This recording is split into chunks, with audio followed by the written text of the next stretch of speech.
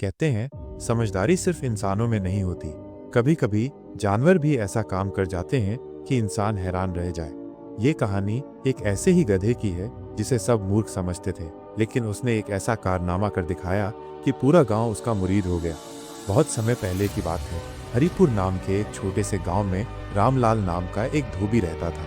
उसका एक गधा था, गोबरू। रामलाल रोज कपड़े धोकर उन्हें गांव-गांव पहुंचाता था और इस काम में गोबरू उसकी मदद करता था। वो भारी बोझ उठाता, धूप में चलता, कभी चुपचाप खड़ा रहता और कभी अजीब हरकतें करता। गांव के लोग गोबरू को पगला गधा कहते थे।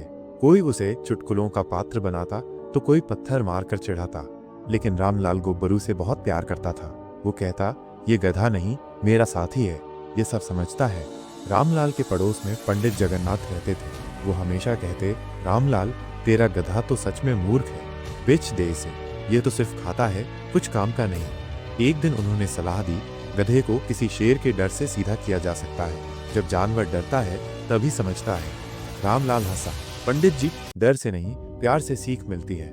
पंडित जी ने कहा, तो एक दिन ये गधा तुझे ही डुबो देगा।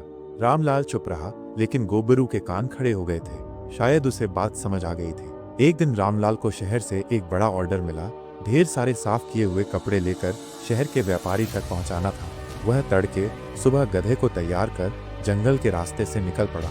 रास्ता लंबा था और जंगल घना था। रामलाल थक कर एक जगह बैठ गया और बोला, गोबरू, मैं थोड़ा आराम करता हूँ, तू यहीं खड़ा रहना और कपड़ों का ध्यान रखना। रामलाल आंखें मूंद कर पेड़ के नीचे सो गया।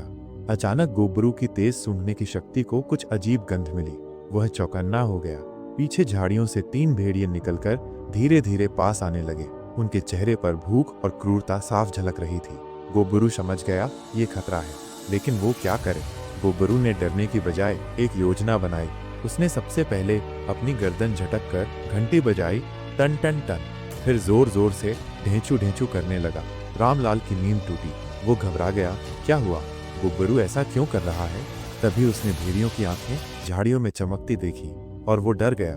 लेकिन फिर उसने देखा कि गोबरू जोर जोर से उछल रहा है, कपड़ों की गठरी को अपने पैर से ढक रहा है और अपने शरीर को ढाल बना रहा है। रामलाल ने समझ लिया, गधा खतरे की चेतावनी दे रहा है। रामलाल को याद आया कि उसने एक दिन पंडित जी की बात पर हंसी में एक शेर की खाल अपने पुराने ढेर में रख दी थी, जो बच्चों को डराने के लिए थी। वो उसकी गाड़ी में पीछे पड़ी थी। रामलाल ने फुर्ती से शेर की खाल निकाली और गोबरू पर डाल दी। गोबरू एक बार फिर जोर से ढिंचू बोला। भेड़िए चौंक गए। सामने शेर जैसा कुछ खड़ा था और जोर से आवाज निकाल रहा था। वे घबरा गए और उल्टे पांव भाग खड़े हुए। रामलाल ने देखा कि गोबरू ने उसे और सारा सामान बचा लिया था। जब वो गांव लौटा तो उसने पूरी घटना गांव वालों को बताई। अब जिसे गांव वाले पगला गधा कहते थे, वही हीरो गोबरू बन गया। बच्चे उसे चूमते, बूढ़े आशीर्वाद देते और पंडित जी, वो चुपचाप बैठे मुस्कुरा रहे थे। रामलाल ने अब गोबरू को समझदार गोबरू कहना शुरू कर दिया। गांव वाले अब गधों के लिए भी सम्मान से सोचने लगे। रामलाल ने एक तख्ती बनवाई और गोबरू के गले में पहनाई। मैं वो गधा हूँ जिसे सबने मूर्ख समझा, पर मैंने सबको बचाया। गांव के स्कूल में मास्टर जी ने बच्चों को यही कहानी सुनाई। कभी किसी को उसकी शक्ल, आवाज या चाल से मत आंकना। असली समझदारी समय आने पर पता चलती है। बच्चों ने नारा लगाया, समझदार गोबरू जिंदाबाद। ये कहानी हमें सिखाती है, कभी भी किसी को कमजोर मत समझो, खासकर किसी जानवर को। दिमाग और धैर्य से कोई भी स्थिति जीती जा सकती है। असली हीरो वही है जो मुसीबत के समय समझदारी से काम ले। गधा, जिसे समाज मूर्ख मानता है, उसने साबित कर दिया कि समझदारी और बहादुरी किसी पदवी की मोहताज नहीं होती। आज भी हरिपुर गांव में जब कोई समझदारी से काम करता है तो लोग कहते हैं, ये तो गोबरू वाला काम है।